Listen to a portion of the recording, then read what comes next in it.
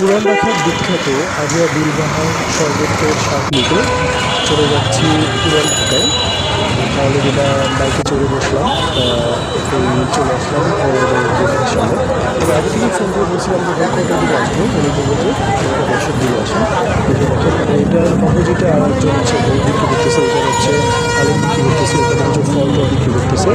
আর এই যে দোকানটা আছে, এই দোকানটা বন্ধ হওয়ার পরই হচ্ছে বিলবাহারের দোকানটা চালু হবে।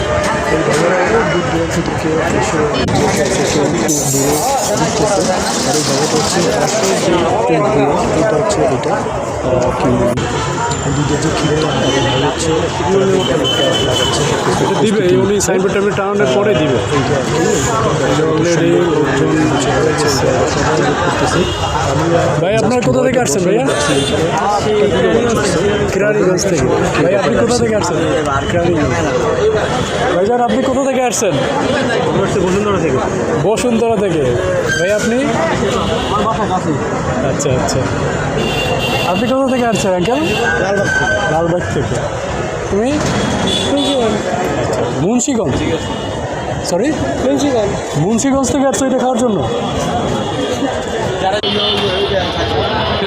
সিরিয়ালে